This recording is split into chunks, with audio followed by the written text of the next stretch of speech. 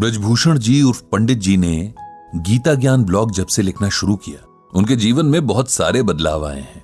हर बदलाव अच्छा हो ये जरूरी नहीं, लेकिन उनके साथ इस मामले में लगभग सारे बदलाव अच्छे ही हुए हैं। वैसे तो उन्हें बचपन से ही गीता में गहरी दिलचस्पी थी, लेकिन जब से ब्लॉग पर लिखना शुरू किया तब से असल जिंदगी में इसके प्रयोग को लेकर उन्हें बहुत कुछ सीखने को मिला है। लेकिन जैसे एक सर्जन जब बीमार होता है तब अपना ऑपरेशन खुद नहीं कर पाता, नाई अपने बाल खुद नहीं काट पाता, और इससे भी सटीक एक और कहावत कि घर की मुर्गी दाल बराबर होती है, लगभग यही हाल पंडित जी के घर का है। उनकी पत्नी के अलावा उनके घर में 2 बेटे हैं जो अच्छे खासे पढ़े लिखे, समझदार और अच्छी नौकरियों पर हैं। लेकिन जब बात पिता के अनुभव सुनने और उनकी सलाह मानने पर आती है तब इन्हीं बेटों को अपने पिता की सोच पुराने जमाने की लगने लगती है। एक समय ऐसा आया जब पंडित जी को लगने लगा कि उनके बच्चों को न सिर्फ गीता के ज्ञान जानने बल्कि अपनी जिंदगी में उतारने की भी सख्त जरूरत है। बात साल 2020 की है, वही साल जब कोरोना महामारी ने पूरी दुनिया को अपने घातक पंजों में जकड़ लिया। पूरी दुनिया इसके डंक से कराह रही थी, क्या अमीर क्या गरीब, हर देश हर व्यक्ति इसके खौफ तले जी रहा था। ऐसा भयानक मंजर शायद हर किसी ने पहली बार देखा था। जो बीमार थे उन्हें बीमारी ने तबाह किया, जो बीमारी से बच भी गए उनके रोजगार खतरे में आ गए। लोगों को घरों में सिमट कर काम करना पड़ा और लगभग हर इंसान का मानसिक स्वास्थ्य किसी न किसी हद तक प्रभावित हुआ।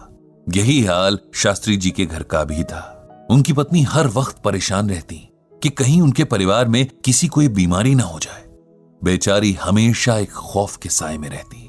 पंडित जी के लाख समझाने पर भी उनका डर न खत्म होता न कहीं जाता। हर वक्त अपने दोनों बच्चों की चिंता में रहती जो दूर दूसरे शहरों में लॉकडाउन के कारण फंसे हुए थे।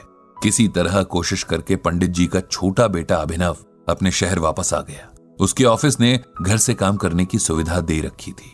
इस बात से पंडित जी की पत्नी को थोड़ा सुकून तो मिला कि चलो कम से कम एक बेटा तो आंखों के सामने है। उसके आराम उसके खान पान का पूरा जिम्मा उसकी मां ने ऐसे उठाया मानो बेटा ना हो कोई वीआईपी घर पे ठहरा हो। इधर पंडित जी का इनबॉक्स लोगों के सवालों दर्द भरी कहानियों से भरा रहने लगा।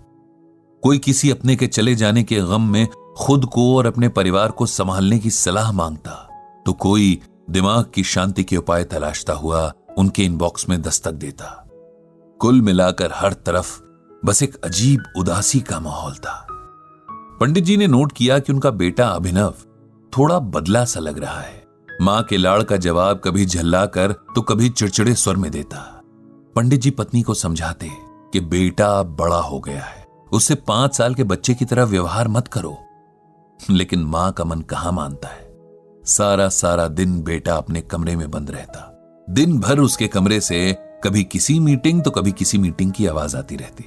खाना तक खाने वो बाहर नहीं निकलता। मां से कहकर अपने कमरे में मंगवा लेता। इधर पिछले कुछ दिनों से उसके फोन पर चिल्लाने की आवाजें बाहर तक आने लगी थीं। शुरू में पंडित जी ने सोचा कि काम का तनाव होगा। वैसे ही आजकल सबका समय खराब ही चल रहा है, जिसका असर लोगों के व्यवहार में दिख रहा है। लेकिन हर बीतते दिन के साथ उनके बेटे का व्यवहार और ज्यादा चिड़चिड़ा होने लगा। गुस्सा जैसे हर वक्त उसकी नाक पर रहता और कुछ पूछो तो वो चिल्लाने लगता। पंडित जी ने कई बार बेटे से बात करने की, उसे समझाने की कोशिश की, लेकिन वो भी बेकार हो गई। एक दिन तो हद ही हो गई जब पहले तो बेटे के कमरे से फोन पर चिल्लाने की और फिर कमरे की चीजें पटकने की आवाजें आने लगी। पंडित जी और उनकी पत्नी ने दरवाजा खटखटाया, लेकिन बेटे ने उन्हें चिल्लाकर उसके मामलों से दूर रहने को कहा। बेचारे करते भी तो क्या। बड़े बेटे से फोन पर यह परेशानी बांटी तो उसने भी यही कहा कि आजकल हर कोई परेशान है, नौकरियां खतरे में है, खुद को सबसे बेहतर साबित करने का ऐसा दबाव है कि लोग इसे संभाल नहीं पा रहे। उसे थोड़ा समय दीजिए, वो खुद ही ठीक हो जाएगा। एक रात जब पंडित जी पानी पीने किचन तक आए तो उन्होंने अभिनव के कमरे की लाइट जली देखी। यूं ही झांक कर देखा तो उनका लाडला बेटा घुटनों में सर दिए रो रहा है। उनसे बर्दाश्त नहीं हुआ और वो तुरंत अंदर चले गए। बेटे के सर पर हाथ फेरकर पूछा कि क्या हुआ, वो ठीक तो है? अपने पिता के प्यार से छूने से अभिनव को जाने क्या महसूस हुआ। वो फफक फफक कर रो पड़ा। पंडित जी ने उसे सीने से लगा लिया। बेटे का ये हाल देखकर उनका कलेजा मुंह को आ गया। थोड़ी देर में सामान्य होकर अभिनव बोला, मेरे गुस्से ने सब खराब कर दिया पापा। पता नहीं मुझे क्या हो गया है। जब भी मेरे नीचे काम करने वालों से छोटी सी गलती हो जाती है, मुझसे बर्दाश्त नहीं होता। मुझे गुस्से के मारे होश ही नहीं रहता और मैं भूल जाता हूं कि हम सब इंसान हैं, सब बुरे दौर से गुजर रहे हैं। ऐसे में अगर किसी ने जाने अनजाने गलतियां कर भी दी तो उसे नजरअंदाज कर देना चाहिए। आप ही बताओ पापा, मैं क्या करूं? पंडित जी ने बड़े प्यार से अपने बेटे के सर पर हाथ फेरते हुए कहा, अगर तुम सुनना और मानना चाहो तो मैं तुम्हें वो बताता हूं जो भगवान श्री कृष्ण ने अर्जुन से कहा था, और जिसे मानने भर से तुम्हारी ये समस्या अपने आप दूर हो जाएगी। तो सुनोगे? जी पापा, आप बताओ। मैं पूरी कोशिश करूंगा कि आपकी हर बात को समझूं और उसे अमल में लाऊं, अभिनव ने कहा। तब पंडित जी ने श्रीमद् भागवत गीता का ये श्लोक अभिनव को सुनाया। क्रोधात् भवति सम्मोहः, सम्मोहात् स्मृति विभ्रमः, स्मृति भ्रंशात् बुद्धिनाशो, बुद्धिनाशात् प्रणश्यति। ये गीता के दूसरे अध्याय का 63वां श्लोक है, जिसका अर्थ है क्रोध से मनुष्य की मति यानी बुद्धि मारी जाती है।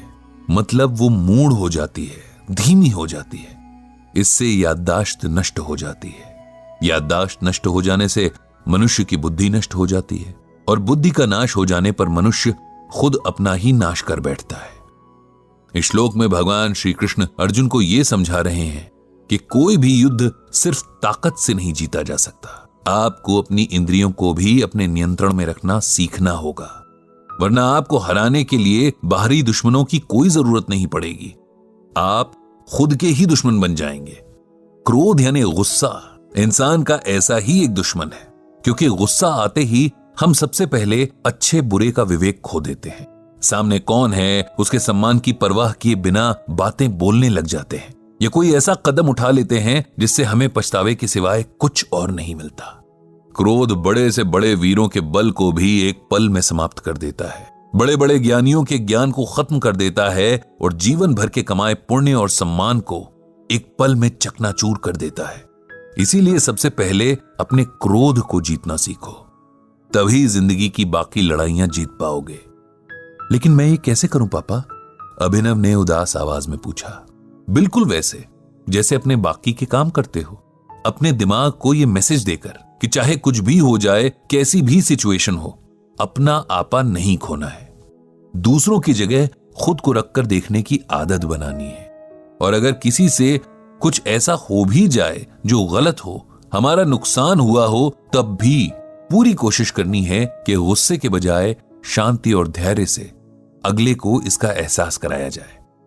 पिता की प्यार भरी छुअन और गीता ज्ञान की ठंडी फुहार से अभिनव का मन एकदम शांत हो गया था। वो जानता था कि एक दिन में खुद को नहीं बदल पाएगा, लेकिन गीता के श्लोक और उसके अर्थ के अनुसार अगर हर दिन जीने की कोशिश करे तो शायद एक दिन खुद को पूरी तरह बदलने और एक बेहतर इंसान बनने में कामयाब हो जाएगा।